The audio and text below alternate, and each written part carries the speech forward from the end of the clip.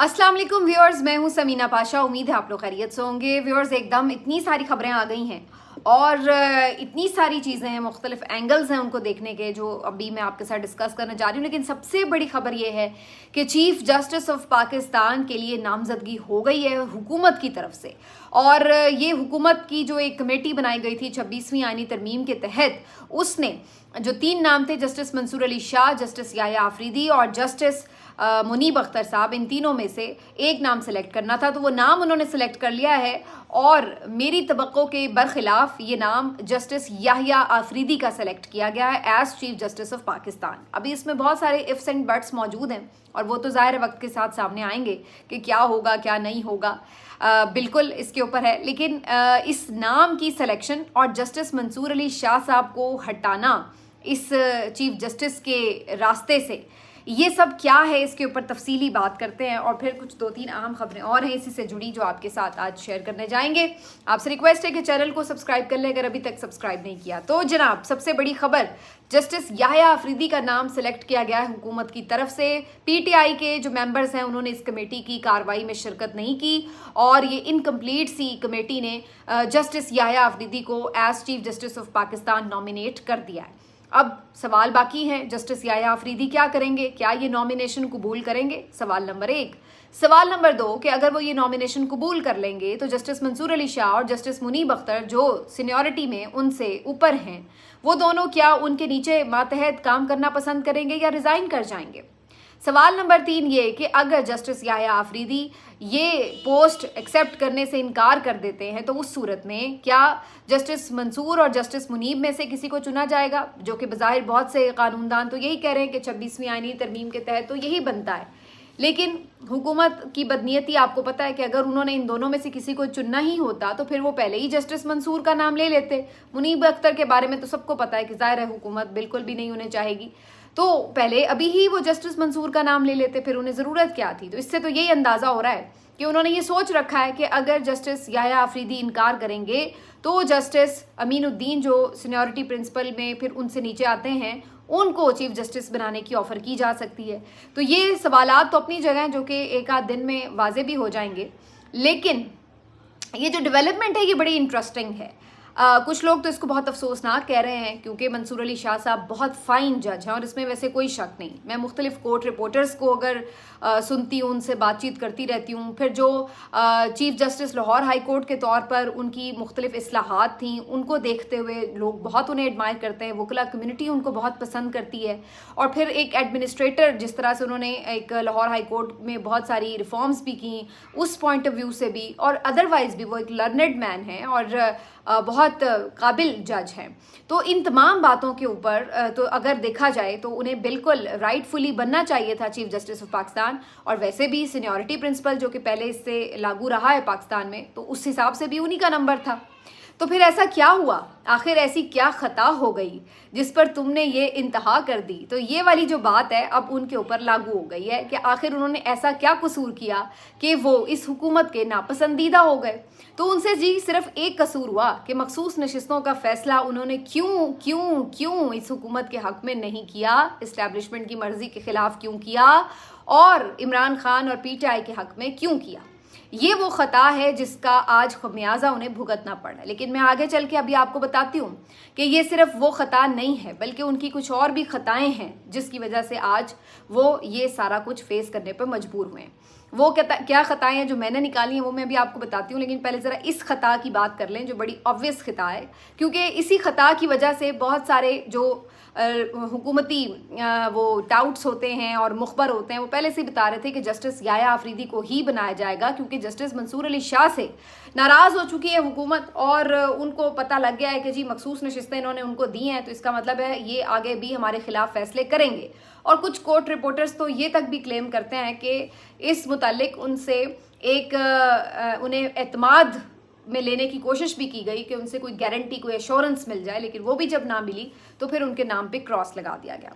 बल्कि कहने वाले तो ये कहते हैं, जो कि बड़ा सही भी है, कि ये 26वीं आईनी तरमीम का जो सारा एक तरद्दुद किया गया है वो बेसिकली किया ही इसलिए गया था कि जस्टिस मंसूर अली शाह साहब को चीफ जस्टिस बनने से रोकना है। अगर उन्हें बनने ही देना होता तो फिर ये सीनियरिटी प्रिंसिपल छेड़ने की ज़रूरत ही ना पड़ती हुकूमत को। इसकी ज़रूरत इतनी अर्जेंसी में अगर पड़ रही थी तो उसकी वजह यही थी कि जस्टिस मंसूर को नहीं बनने देना। मैं इससे थोड़ा सा इख्तिलाफ करती थी और आपने मेरी जो वीडियो देखी होगी मैंने उसमें कहा भी ये था कि जस्टिस मंसूर को शायद हुकूमत बना दे, क्योंकि मेरी जो इसमें कैलकुलेशन थी वो ये थी कि अब जो इन्होंने इख्तियारात ही सारे ले लिए हैं चीफ जस्टिस से, तो उसके बाद उन्हें अगर बना भी देंगे मंसूर अली शाह साहब को तो शायद अब उनके लिए इतना ख़तरा नहीं बनेंगे मंसूर अली शाह साहब, और असल जो पावर है वो तो आइनी बेंच के सरबराह के पास होगी। तो मेरा अंदाज़ा था कि एक खानापुरी वाला चीफ जस्टिस अगर बनाना ही है तो वो मंसूर अली शाह साहब को बना देंगे, ताकि जो मुख्तलिफ सेगमेंट्स उनके चीफ जस्टिस ना बनाने पर उठ के खड़े हो सकते थे वो खड़े ना हों, बिला वजह की तहरीकें ना चलें, और हुकूमत सबको राज़ी भी कर लेगी कि देखें जी हमने तो एक नेक नियति से ये सारी तरमीम की थी, और अपना जो मकसद है वो उनका वो भी पूरा हो जाएगा, क्योंकि आइनी बेंच का सरबराह तो वो किसी और को बना देंगे। लेकिन हुकूमत ने इतना सा भी रिस्क लेने की हिम्मत नहीं की, इतना सा भी रिस्क लेने की गलती नहीं की, और उन्होंने कहा कि नहीं, हमें टोटली जस्टिस मुनीब और जस्टिस मंसूर चाहिए ही नहीं। तो ये उन्होंने अपना आज फैसला सुनाया है, और अब इस फैसले के ऊपर क्या होने जा रहा है वो आपके सामने है। तो बेसिकली जस्टिस मंसूर अली शाह साहब को हुकूमत ने ये सज़ा दी है कि आपने क्यों मुक्तदरा से छेड़खानी की, उनके फैसले के खिलाफ आप क्यों गए। अब मैं आपको बताती हूँ कि जस्टिस मंसूर अली शाह साहब की और क्या ख़ताएँ थी मेरी नज़र में। वो कहते हैं, आपने बड़ा मशहूर ज़माना एक कॉल है कि जिस पे एहसान करो उसके शर से बचो। उसके अलावा ये भी आपने सुना होगा कि जो आप दूसरे के साथ करते हैं आपके सामने भी वही चीज़ आ जाती है। तो बेसिकली ये दोनों चीज़ें हुई हैं जस्टिस मंसूर अली शाह साहब के साथ। उसकी वजह ये है, जो पहली मैंने बात की, कि जस्टिस मंसूर अली शाह साहब हमेशा जस्टिस काजी फ़ायज़ ईसा साहब के साथ खड़े रहे। हर जायज़ नाजायज़ बात में उन्होंने उनको सपोर्ट किया। अब आप गिनना शुरू हो जाएं कि जब उनके खिलाफ रेफरेंस आया तो उन्होंने काजी फ़ायज़ ईसा को सपोर्ट किया।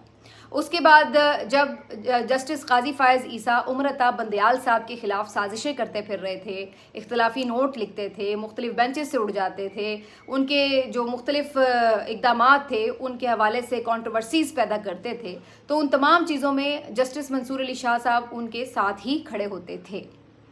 ठीक। नंबर 3, जब चीफ जस्टिस बन गए काजी फ़ायज़ ईसा साहब, जो कि उसमें भी एक हाथ मंसूर अली शाह साहब का है, क्योंकि अगर वो सदारती रेफरेंस में उनको सपोर्ट ना करते तो फिर फारिग हो जाते हैं काजी फ़ायज़ ईसा साहब, लेकिन वहाँ उन्होंने सपोर्ट किया और आपने फिर देखा कि जिस तरह से चीज़ें हुई। तो बहरहाल चीफ जस्टिस वो बने, तो उसके बाद भी जस्टिस मंसूर अली शाह साहब काजी साहब को सपोर्ट करते रहे। जैसे कि practice and procedure act committee बनी और उसमें बेंचेस फिक्स करने थे, तो उसमें भी चूँकि सेकंड नंबर पे जस्टिस मंसूर अली शाह साहब थे, वो उनके साथ कमेटी का हिस्सा बने, और तीसरे जज थे जस्टिस मुनीब अख्तर साहब, वो आपको पता है कि काजी साहब से इख्तलाफ करते थे। तो जस्टिस मंसूर अली शाह साहब ही हर बेंच बनाने में काजी साहब के साथ साथ बराबर शामिल रहे।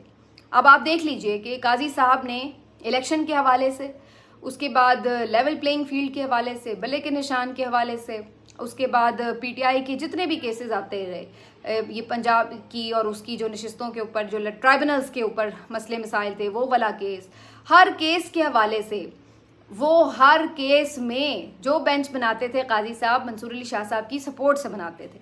तो वहाँ पे भी हर जगह पे काजी साहब को मंसूर अली शाह साहब की सपोर्ट हासिल रही। और फिर उसके बाद क्या होता है, उसके बाद ये होता है कि आखिर में आ जाती है बात मखसूस नशिस्तों के ऊपर, और फिर वहाँ से दोनों की थोड़ी थोड़ी सी इख्तलाफी हदें शुरू हो जाती हैं, और फिर काजी साहब वो काम करते हैं कि जिसके बारे में मैंने शुरू में बात की, कि वहाँ पे फिर वो मंसूर अली शाह साहब को रगड़ा लगाना शुरू हो जाते हैं। जहाँ उन्हें लगता है कि अब ये मेरे से इख्तलाफ कर रहा है, तो फिर उन्होंने कमेटी से भी उन्हें बाहर फेंकवा दिया। किस तरीके से? एक सदारती ऑर्डिनेंस के ज़रिए से। और फिर उसके बाद उनको खातिर में ना लाते हुए जस्टिस मीनुद्दीन साहब को शामिल करके 2-3 और बेंच बनवाए। फिर उन्हें, हालांकि काजी साहब को पता था कि आगे ये जो 26वीं आईनी तरमीम होगी उसके नतीजे में जस्टिस मंसूर अली शाह साहब को चीफ जस्टिस नहीं बनने दिया जाएगा, इसके बावजूद भी उन्होंने 63A का पूरा फैसला रिवर्स कर मारा ताकि उनके लिए रुकावटें बने। तो जनाब, वो मंसूर अली शाह साहब जो हमेशा हर मौके पे काजी फ़ायज़ ईसा साहब को सपोर्ट करते रहे, जब मंसूर अली शाह साहब के लिए हुकूमत ने रुकावटें खड़ी करनी शुरू की, तो बजाय इसके कि काजी फ़ायज़ ईसा साहब मंसूर अली शाह साहब के साथ खड़े होते, काजी साहब जाके मुक्तदरा और हुकूमत के साथ ही खड़े हुए और उन्होंने मंसूर अली शाह साहब का रास्ता रोकने में पूरा किरदार भयानक वाला अदा किया।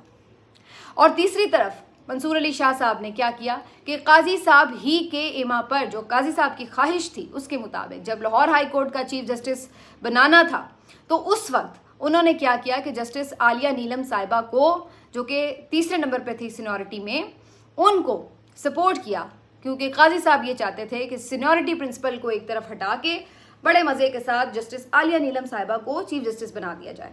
और फिर आपने देखा कि उसमें भी मंसूर अली शाह साहब ने उन्हीं को सपोर्ट किया। और उससे पहले जब chief justice Lahore high court को सुप्रीम कोर्ट लाना था, उस फैसले में भी जुडिशल कमीशन में जस्टिस मंसूर अली शाह साहब उस वक्त शायद थोड़ा सा उन्होंने इख्तिलाफ किया था कि वो वहाँ पे अच्छा काम कर रहे हैं तो उन्हें करने दिया जाए। यस, तो बहरहाल ये सारी कहानी हुई। अब आप जब वहाँ पर लाहौर हाई कोर्ट में आपने सीनियरिटी प्रिंसिपल को कॉम्प्रोमाइज़ किया, तो फिर आज वही फॉर्मूला आपके ऊपर भी चल गया और आप भी सीनियर होते हुए भी, काबिल होते हुए भी, बेहतरीन जज होते हुए भी आज ये सूरत हाल है कि आपको उठा के साइड लाइन किया गया।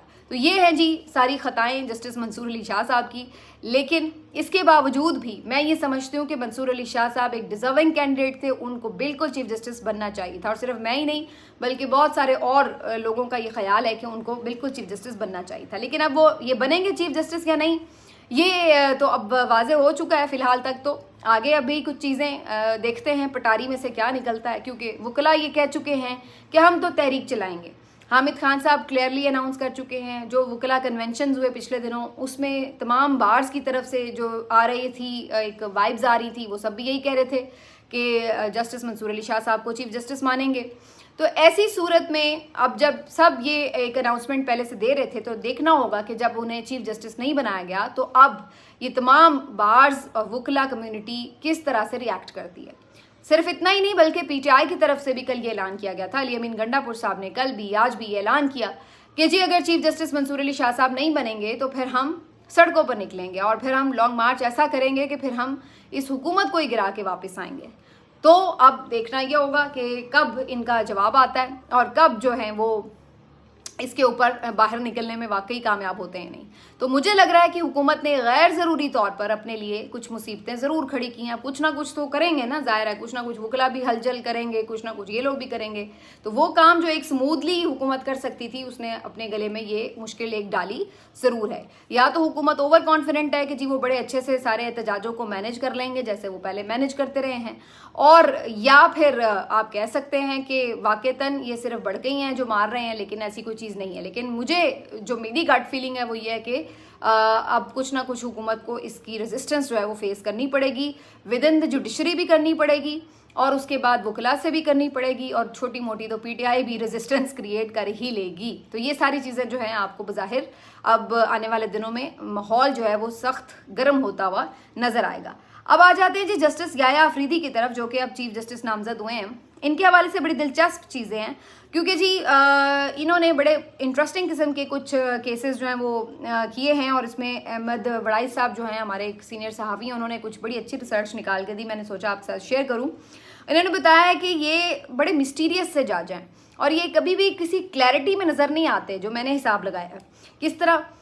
मसलन इन्होंने जो ये मुशर्रफ साहब का मुकदमा था संगीन गद्दारी वाला, उसमें ये खुसूसी बेंच के सरबराह थे लेकिन ये उससे अलग हो गए। इसी तरीके से जो सदारती रेफरेंस आया था काजी साहब का, उसमें काजी साहब की जो दरख्वास्त थी वो इन्होंने मुस्तरद कर दी थी। जब 25 मई का लॉन्ग मार्च हुआ था तो उस वक्त डी चौक नहीं आना, ये वो सारे मामले पर जब अदलिया का एक हुक्म था लेकिन फिर भी इमरान खान साहब लॉन्ग मार्च लेके वहाँ तक पहुँचे, तो ये कहा गया कि जी उनके खिलाफ फिर तौहीन अदालत का एक नोटिस जारी होना चाहिए। तो जो याया अफरीदी साहब थे वो इस बात के हामी थे कि इमरान खान साहब को तौहीन अदालत का नोटिस जारी होना चाहिए। इसके साथ साथ जब मिलिट्री कोर्ट्स का केस था उसमें इस बात के तो ये हामी थे कि सिविलियंस का ट्रायल हो सकता है मिलिट्री कोर्ट में, लेकिन इस बात के हामी नहीं थे कि 9 मई के मुल्ज़िमान का मिलिट्री कोर्ट में ट्रायल हो। तो यहाँ पे भी इन्होंने कुछ अलग 1.5 इंच की अपनी मस्जिद बनाई। इसके अलावा भी पंजाब और खैबर पख्तूनख्वा के जो इलेक्शंस का केस था तो वहाँ पे भी ये कुछ बीच में ही थे। इन्होंने कहा कि जी चूँकि लाहौर हाई कोर्ट में ये दरख्वास्तें पेंडिंग है लिहाजा इस पर बात ना की जाए, तो ये साइड पे हो गए। उसके बाद प्रैक्टिस एंड प्रोसीजर एक्ट जो था उसको इन्होंने बहरहाल दुरुस्त करार दिया, यहाँ पर ये क्लैरिटी से आए। 6 जजेस का जो केस था जिसमें उन्होंने ख़त लिखा था और उसके ऊपर आपको याद होगा बेंच बना था, उसके बाद कभी दोबारा खैर समाअत ही नहीं हुई, उस वक्त भी जस्टिस याया अफरीदी ने खुद को इस सारे मामले से अलग कर रखा था। और जो ये मखसूस नशिस्तों का केस था ये भी बड़ी दिलचस्प बात है, इसमें भी एक तरफ तो वो 8 जजेस थे और एक तरफ थे अपने जस्टिस जमाल खान मंदोखेल और काजी साहब, और ये फिर इन दोनों ग्रुप से बिल्कुल अलग अपनी ही एक अलग मंतिक के साथ खड़े हुए थे। तो इनको अगर हम सारे ये केसेस के तनाजुर में देखें तो याया अफरीदी साहब जो हैं ये अनप्रिडिक्टेबल से जज हैं और आप इनको कह नहीं सकते ये किधर खड़े होंगे। अलबत्ता जब practice and procedure act committee में जस्टिस मुनीब अख्तर साहब को काजी साहब ने आउट किया था और मंसूर अली शाह साहब के साथ इन्होंने अमीनुद्दीन खान साहब को शामिल किया था, तो इससे पहले ये बताया जा रहा है कि अमीनुद्दीन खान से पहले इन्हें याया अफरीदी साहब को इन्होंने कहा कि आप भी आ जाएं, लेकिन इन्होंने फिर मना कर दिया कि आपने 2 सीनियर जजेस को आउट किया है और मैं इसमें शामिल नहीं होऊंगा। तो फिर काजी साहब ने याया अफरीदी साहब को अमीनुद्दीन खान को अपने साथ शामिल कर लिया था। तो यहाँ पे ये थोड़ा सा लग भी रहा है कि जी प्रिंसिपल के ऊपर बात भी करें, तो ये बस कुछ डॉजिंग से ही लग रहे हैं। तो बहरहाल एक इंटरेस्टिंग इनके हवाले से है। जो एक और इनकी इंटरेस्टिंग बात ये कि इनकी सर्विस में अभी काफ़ी साल पड़े हैं, लेकिन अगर ये चीफ जस्टिस बने तो ये 3 साल अपनी चीफ जस्टिसशिप के बाद रिटायर हो जाएंगे, तो ये जो 4-5 साल इनके बाकी बचेंगे उसका ये क्या करेंगे, तो ये भी एक दिलचस्प सवाल है। तो बहरहाल जी चीफ जस्टिस साहब जो हैं ये वाला मसला तो अब सामने आ गया है कि याया अफरीदी साहब बनेंगे, लेकिन इसके साथ कुछ नए मसले ज़रूर खड़े हो गए हैं। वो आपको भी आने वाले दिनों में नज़र आते रहेंगे। कुछ 2-3 अपडेट्स हैं जो मैं आपके साथ शेयर करना चाहती हूँ। एक तो जी पीटीआई ने अपने जो मुनहरिफ अरकान थे मुबैना जैन कुरैशी साहब, असलम गुम्मन, मिकदाद अली और रियाज फतियाना, इनको शो कॉज नोटिस जारी कर दिए। तो जैन कुरैशी को भी इसमें शामिल कर लिया गया है। मेहरबानो कुरैशी की आज शाह महमूद कुरैशी साहब से कोट लखपत जेल में मुलाकात हुई थी, जिसके बाद उन्होंने एक वीडियो बयान जारी किया और कहा कि शाह महमूद कुरैशी साहब का पैगाम ये है कि वो इमरान खान के साथ खड़े हैं, वो इतनी कुर्बानी 1.5 साल से इसीलिए दे रहे हैं कि वो अपने उसूल पे समझौता नहीं कर सकते। और साथ ही साथ उन्होंने जैन कुरैशी की भी हिमायत की, ये कह के कि उन्हें पूरा यकीन है कि उनका बेटा भी बेवफाई नहीं करेगा। तो अब इस तरह से उनका ये स्टेटमेंट सामने आया, लेकिन बहरहाल पार्टी ने यहाँ पर जैन कुरैशी साहब को फिलहाल शो कॉज नोटिस ज़रूर जारी कर दिया है। ये हो गया। इसके अलावा जो एक आज की अहम और ख़बर थी वो थी जनाब काजी फ़ायज़ ईसा साहब का इख्तिलाफी नोट, जो कि मखसूस नशिस्तों की केस में उन्होंने लिखा था। काजी साहब का वो हाल है कि ये जाते जाते भी कह रहे हैं कि कोई एक दिन भी ऐसा ना हो कि लोग जो है वो मुझे बुरा भला ना कहें, मैं आखिरी दिन ही कम से कम सुकून से चला जाऊं। अब हालांकि वो केसेस की समाअत नहीं कर रहे और उठ के जो है वो चैम्बर में चले गए हैं, लेकिन उसमें भी काम ऐसे ही कर रहे हैं कि उन्हें लोग बस डोनट के साथ ही याद कर रहे हैं।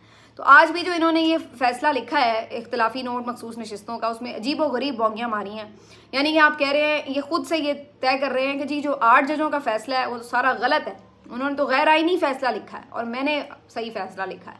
और साथ साथ इलेक्शन कमीशन को कह रहे हैं कि भाई वो फैसला हतमी भी नहीं है, उसकी रिव्यू भी नहीं हुई तो उस पर अमल दरामद करना भी ज़रूरी नहीं है। ये वही बात है जो इससे पहले 2 जजेस जब इख्तिलाफी नोट लिखते हैं तो वो भी बज़ाहिर तो ऐसे ही लग रहा था इन्हीं के हाथ का लिखा हुआ फैसला है।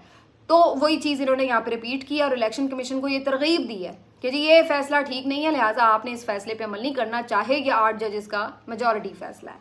और इसके साथ साथ और भी बड़ी अजीबोगरीब सी बातें लिखी हुई हैं इन्होंने। हालांकि इस फैसले में इन्होंने ये लिखा हुआ है कि इलेक्शन कमीशन और आरओज ने ये गलत काम किया कि पीटीआई के लोगों को आज़ाद डिक्लेयर किया और इसकी वजह से पीटीआई जो है एक पार्लियामेंट्री पार्टी बन के सामने नहीं आ सकी। तो भाई जब आप ये मान रहे हैं तो फिर आप ये कैसे नहीं मान रहे कि भाई इलेक्शन कमीशन की या आरओ की गलती की सज़ा आप पीटीआई को कैसे दे सकते हैं। आप साथ मान भी रहे हैं कि गलती उनकी है, लेकिन सज़ा हमने पीटीआई को देनी है। तो ये कैसा आपका इंसाफ है जी काजी साहब। तो ये सारा जी इनका मखसूस नशिस्तों का केस था, उसमें इन्होंने अपने साथी जजों को बड़ा बुरा भला कहा है। तो ये इनका हाल है, जाते जाते भी एक नरगिसियत में मुब्तला हैं ये और अपनी तारीफ़ें लिख के चले गए हैं। तो बहरहाल जी ये इनका एक आज इजाफी नोट आया था। इसके साथ आखिरी जो मैं बात आज करना चाहती हूँ वो ये कि आज एक और वीडियो थी नौरीन खानम साहिबा की, जो इमरान खान साहब की बहन है, हसन न्याजी की वालदा हैं। वो आज इमरान खान साहब से मिलने के लिए, चूँकि आज फैमिली से मुलाकातों का दिन हुआ करता था, तो ये अडयाला जेल में आज पहुंची कि उनकी मुलाकात हो जाए, लेकिन एज़ पर ऑर्डर उनकी मुलाकात तो नहीं हुई। तो वो एक वीडियो वहाँ से जारी करती हैं जिसमें वो अकेली खड़ी हुई थी और वो कहने लगी कि मेरी जो है उनसे मुलाकात नहीं कराई गई और मुझे कह दिया गया है कि आप 25 अक्टूबर को आएँ, उस वक्त देखेंगे। तो ये जो वीडियो सामने आई है इसके ऊपर काफ़ी रिएक्शन आ रहा था सोशल मीडिया पर और सब इस बात पे तकलीफ़ में मुब्तला नज़र आ रहे थे कि वैसे तो आप देखिए कि मखसूस नशिस्तों का मामला हो या दीगर जहाँ पे कहीं नंबर टांगने की बात हो तो सारी जो पीटीआई की वर्कर्स हैं, फीमेल मेंबर्स हैं, वो आपको झमगट्टा बना के नज़र आती हैं। लेकिन जहाँ आज वो अपनी बहन जो है अपने भाई से मिलने के लिए आई हुई, तो वहाँ उनके साथ कोई एक पीटीआई मेंबर नज़र नहीं आया, कोई एक लॉयर नज़र नहीं आया, कोई एक खातून मेंबर नज़र नहीं आई, और वो अकेली अपने भाई के साथ मिलने के लिए वहाँ पे खड़ी है अडयाला जेल के बाहर। तो ये तनहा क्यों खड़ी है? आज उनके साथ कोई सॉलिडेरिटी के लिए वहाँ क्यों मौजूद नहीं था? तो इस पे बहुत तनकीद हो रही थी। वाकई ये बात दुरुस्त है, वैसे ऑप्टिक्स में ये बात बहुत अजीब लग रही थी कि इसका मतलब है कि जो आपका दर्द है वो सिर्फ आपके खून के जो रिश्ते हैं, आपके जो अपने रिश्ते हैं वही महसूस करते हैं, बाकी तो सब फिर मफाद के ताबे है जैसे, तो बज़ाहिर ऐसा महसूस होता है। लेकिन इसमें मैं थोड़ा सा एक जो मार्जिन दे रही हूँ वो ये कि ये मुमकिन है कि सब लोग ऑलरेडी ये सोच रहे हों कि चूंकि परमिशन नहीं है तो किसी को जाने तो वो दे ही नहीं रहे, तो इसीलिए कोई वहाँ पे आज के दिन नहीं आया होगा। ज़रूरी नहीं कि नौरीन खानम साहिबा ने सबको बताया भी होगा मैं जा रही हूँ, हो सकता है वो अपने तौर पे वहाँ चली गई हों कि शायद उन्हें मिलने दिया जाए, लेकिन उन्होंने शायद किसी को इन्फॉर्म ना किया हो कि वो वहाँ पर, यानी पार्टी में से किसी को इन्फॉर्म ना किया हो और इसलिए वहाँ पे कोई और ना पहुँचा हो, क्योंकि बाकी सबको तो यही पता था कि आज के अभी मुलाकातें खुली नहीं हैं। तो मेरा अंदाज़ा है कि शायद इसकी एक वजह ये हो सकती है, वरना अदरवाइज़ तो वहाँ पर मीडिया के लोग भी हर वक्त मौजूद रहते हैं और भी कोई ना कोई वकील वगैरह कुछ ना कुछ तो वहाँ पे प्रेजेंस होती है। लेकिन चूंकि अब सबको एक क्लैरिटी से पता था कि मुलाकातें फ़िलहाल नहीं हो रही, तो शायद इसलिए वहाँ पर कोई ऐसा सच मौजूद नहीं था। लेकिन वो फिर भी चूँकि बहन है ना, तो उन्होंने तो तड़प के जाना ही है अपने भाई की तरफ, तो वो फिर भी चली गई। तो इस तरह से शायद कुछ ये मामला हो मे बी। लेकिन ये बात ज़रूरी है कि ऑप्टिक्स बहुत मायने रखते हैं। इसके अलावा भी ये बार बार तनकीद होती रही है पाकिस्तान तहरीक इंसाफ की क़यादत के ऊपर कि लाहौर हाई कोर्ट में भी, लाहौर की सेशन कोर्ट्स में भी, जहाँ जहाँ इमरान खान साहब के केसेस भी लगते हैं बेल्स के लिए या उनकी बहनों के या कारकुनों के, तो उस तरह से जो सीनियर मेंबरशिप है या MPAs हैं या MNAs हैं ये नज़र नहीं आते हैं पेशियों के ऊपर। तो इस चीज़ के ऊपर अक्सर ही लोग क्रिटिसाइज़ कर रहे होते हैं, तो इससे एक अच्छा तासुर नहीं जाता। तो यहाँ पर जो PTI की लीडरशिप है उसको एक्टिव होने की ज़रूरत है, लेकिन आपको तो पता ही है जो यहाँ पे सूरत हाल है, तो यहाँ पर तो एहतजाज के लिए भी बस ट्वीट कर दिया जाता है कि जी पहुँच जाओ, और ग्राउंड पे बड़े कम लोग ही नज़र आ रहे होते हैं कोई लीडरशिप में से या तंजीम में से। तो ये सूरत हाल है। बहरहाल जी असल आज की जो स्टोरी है वो वही है, चीफ जस्टिस का जो इन्होंने अब रौला डाल लिया है, और मुझे कहीं ना कहीं महसूस हो रहा है कि ये जो रौला है ये हुकूमत के लिए एक गलती भी साबित हो सकता है। अगर लॉयर्स की मूवमेंट वाकई इस मौके के ऊपर उठ गई और जो ये इन्होंने सोचा है कि ये कंट्रोल कर लेंगे, अगर ये उस तरह कंट्रोल ना कर पाए तो हुकूमत के लिए सड़क के ऊपर मुश्किलात बन सकती हैं। और बाकी अभी 2-3 दिनों के बाद देखना होगा कि अदालत के अंदर से इसके ऊपर क्या रिएक्शन आता है। मिलते हैं आपसे अगले वीलॉग में, अपना ख्याल रखिए। अल्लाह हाफिज़।